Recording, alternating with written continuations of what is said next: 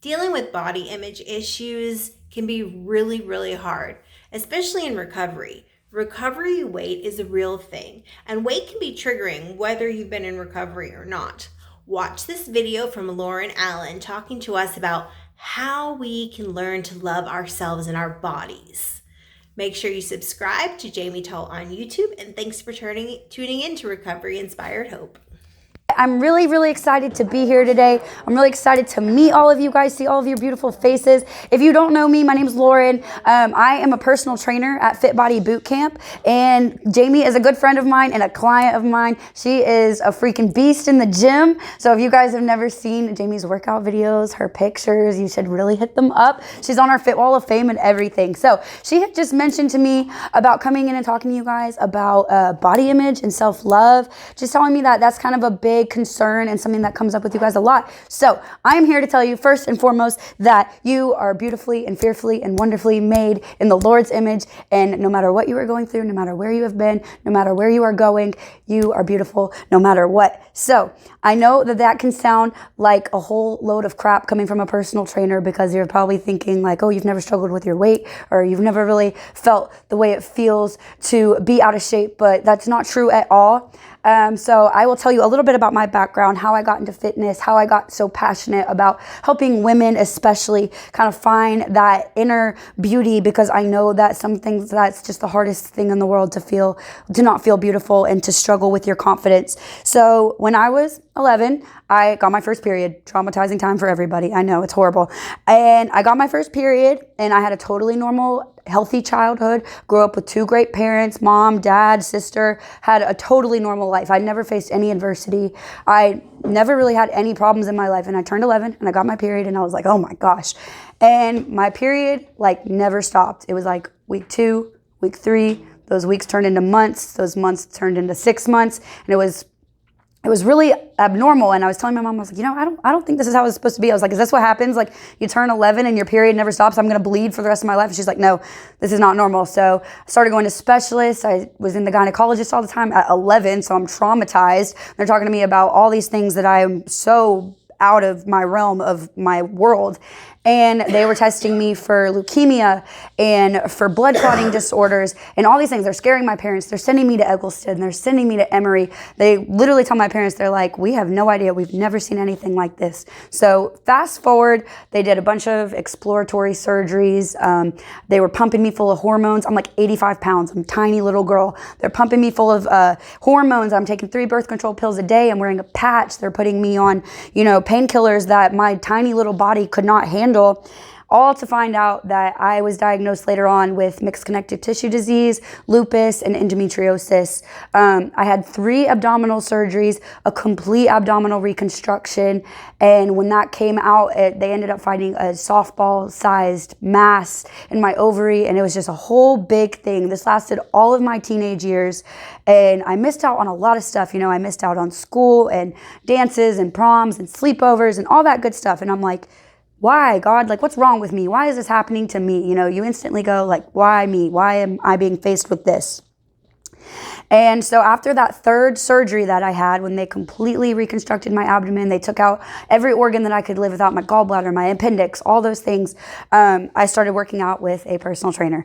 And that was the one thing in my life that I could control. And I loved it because I could go to the gym. It was something I was good at. And it was one thing that was in my control. And I fell in love with it. I started working out with her because after that surgery, I walked like a baby deer. I couldn't feel my feet. They clipped some nerves in my spine and everything. So I was all wobbly. So it's to get the strength back in my legs, but I loved it and it was amazing, but it didn't always feel that way. I worked out some days, I cried, I hated it. I skipped days at the gym and I was broken. I was sorry for myself. I was always just wondering, God, what is wrong with me? Why am I given this deck of cards? And I was just always looking, as I got older, looking for validation from men who did not care about me, looking for relief by partying and going out and doing the college thing, but it was catching up to me. My weight was catching up to me. No more cheeseburgers and late night Taco Bell, because I was gaining. It wasn't like the freshman 15. It was the freshman 35 turned 40 to 50. It was a lot. Came home from college last year when COVID hit, and I was like, I need to get my life together. So I set out for a job, and that's how I ended up at Fit Body Bootcamp, where I met Jamie. And that is where I started to really like find my passion for helping women, especially like, yeah, men, sure, they're great, we will love them, but finding women, helping them feel confident. Like, you know, they don't care, so it doesn't really matter. But I wanted to start off by telling you from the Bible, Ephesians 2:10, it says, remember who God made you to be. You are his masterpiece. You are his masterpiece. Imagine if you were, is anybody in here an artist? Anybody like doing art? Yeah? Okay, awesome. So imagine if you guys were working on a painting for like days and weeks and months, and you're like, I'm gonna give this to like my mom or my cousin or like my best friend as a birthday gift, and you're pumped about it, and you've worked so hard, and you go and you give it to your friend, and they're like, you could have like, you know, toned up some muscle right there. Like you could have, you know, made it a little thinner, or the hair a little longer, or the eyelashes a little fuller, and the eyebrows better, you know, and they're picking it apart, and you're like, what the heck, bro? Like, I just spent like months working on this for you, and it's like breaking your heart. And that is how God feels every time you look at yourself in the mirror and you start pulling yourself apart. You're breaking his heart because you are his masterpiece. And I need you to believe that. I don't need you to just hear these words that I'm saying to you, but I need you to believe that, because you don't walk up to your friends ever and say like, oh wow, like, you know, like your cellulite is really showing in that, or like your hips look a little wide in that today, or your hair's a little frizzy, or look at that pimple on your face. You don't say that crap to your friends. Stop saying it to yourself. Stop. Like, I'm begging you to stop saying those things to yourself, because you are God's masterpiece, and he worked so hard, and every hair on your head and freckle on your skin was perfectly and delicately placed on your body. The way you speak to yourself, it matters, because you become what you believe. You become what you say to yourself. If you're telling yourself all the time those negative words, if you're telling yourself that you're fat, or that you're not good enough, or you're not pretty enough, you're not thin enough, you're going to start believing that stuff. So I need you to look in the mirror. Even if you don't believe it right now, even if you don't believe it tomorrow, I need you to look in the mirror and be like, I am that girl. Like, I look great. I am beautiful.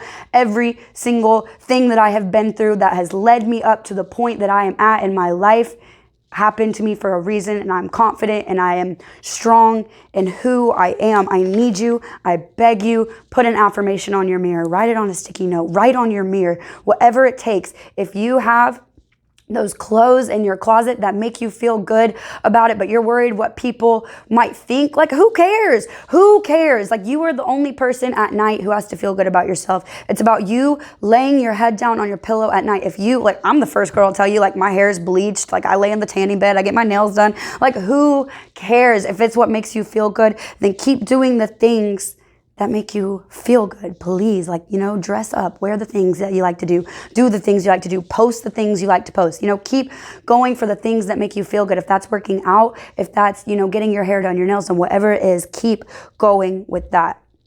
Do any of you guys use social media? Yeah, a lot of us. Do you guys look at Instagram? Yeah? Okay, so do you guys get your screen reports? If you don't get your screen report, I highly suggest that you turn your screen report on. At the end of the week, I think it comes on Sunday, it tells you how many hours a day on average you spend looking at your phone. Y'all, it is eye-opening. I got mine last week. It was like 5 hours. That is a lot of freaking time that I spend on my phone, scrolling through social media, looking at these girls, comparing myself to these girls. That is a lot of my freaking time that I could spend doing something else, because comparison is the thief of joy. Stop looking at Instagram. Stop comparing yourself to those girls. I'm not saying you have to delete your Instagram, but unfollow those people that make you feel less, those people who make you feel inferior. Stop comparing your like behind the scenes to someone else's highlight reel. Like, that person doesn't see the struggles that you have had. They don't see you maybe getting your kids up super early in the morning. They don't see you having a hard day. They don't see you going to work, coming home, making the kids dinner, doing homework, you know, working out, getting it done, doing all the things that you guys do on a daily basis. Like, they don't see that. Like, don't compare the dirty stuff in your life to the glimmer and the highlights that someone else posted.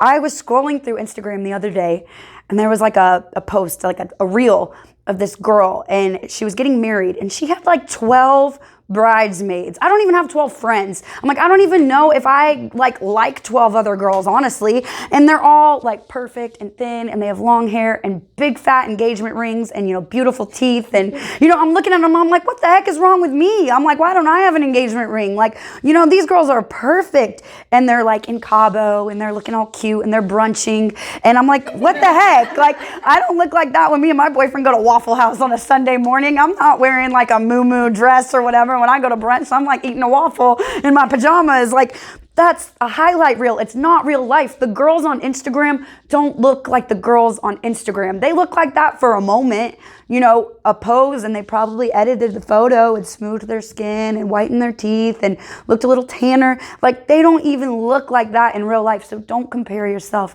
to the things that you see on the TV, on the magazines, on social media. Whatever it is, that type of comparison that brings you down, stop looking at it. It really is serving you no good. Follow artists, follow good food, follow things that build you up, cute dogs. Like, who doesn't like that? Follow that kind of stuff on Instagram. Yeah. Don't follow like those perfect fitness models with their little abs. Like, no, that's annoying. We don't want to see that.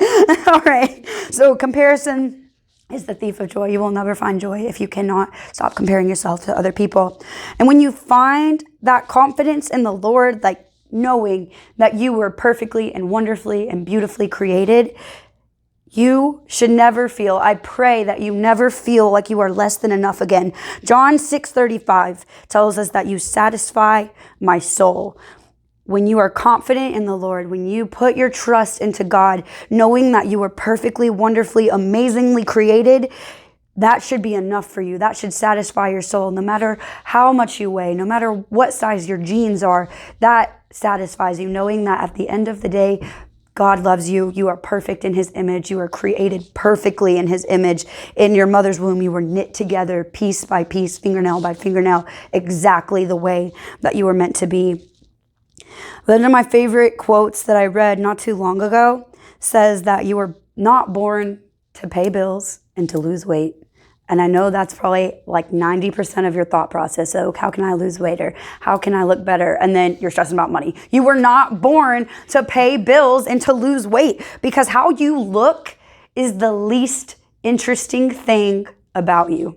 Here, say that again. How you look is the least interesting thing about you. I don't care how you look. Honestly, nobody else cares how you look. I care about where you've been. I care about who you're going to be, all the places you've been, all the places you are going, the person that you are at the end of the day, the person you are when nobody is looking. That is the most interesting thing about you. You were born to be a friend, a sister, an artist, a believer, a mother, an encourager, somebody who's good at listening, an entrepreneur. You have like endless capabilities. You weren't born to be on this earth to lose a couple of pounds and for your mind to constantly circle back to, what am I wearing? What am I doing? How do I look? What does he think of me? What does she think of me? Is that girl judging me? Is she looking at me like that? Like, that is so small in the grand scheme of things, because you have so much more potential than how you look deep down inside of you.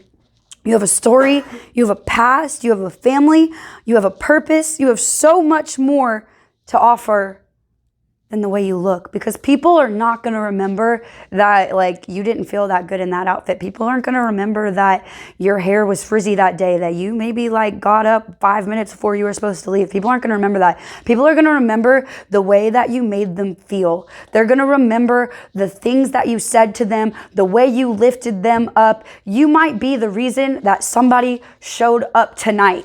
You might be the reason that somebody went to work today, because you were like, oh, I got to talk to Sarah about the episode of The Bachelor. And I went and I watched that stupid episode of The Bachelor, and I'm going to work tonight, even though I don't feel like it, because I have to tell her, we have to recap on The Bachelor. It's like those little things over and over, the way you make people feel, how you show up for people when other people aren't there for them, how you listen to them when they need it, how you fight through the things that you have been given, the battles that you have faced. That is the most interesting thing about you. That is how people will remember you. A lot of us start to go to the gym. We start to exercise because we hate our bodies. And that is the last thing that I want you to do. I want you to exercise. I want you to go to the gym. I'm not saying, you don't have to exercise. You don't need to do any of that. But I do want you to exercise because you love your body, not because you hate it. I want you to go to the gym because I want you to celebrate yourself. I want you to nourish your body, not because you hate it. It's carried you through 100% of your bad days. You have made it through 100% of your worst days. That is a victory. Like that is a blessing from God that your body has carried you through 100% of your bad days. That's so amazing. And like, celebrate yourself. I know, have any of you guys have kids? Babies? Yeah? Like, you're a freaking mom. You carried a child, a whole child, and birthed a child. Like, that is so amazing. Like, please never forget how awesome that is. How much of a gift that is. Like, that is so wonderful and beautiful and astonishing. Like, a man could never. And you did it anyways. Like, that is so awesome. So please celebrate the fact that you carried a baby. Celebrate the fact that you're in this room today, that you're alive, that you woke up. Don't exercise because you hate your body. Exercise because you get the gift to move your body. Like, one time I walked like a baby deer for 6 months. I could hardly move my legs. I was all wobbly. I had no muscle tone. I couldn't feel my feet like half the time because of that surgery that I had.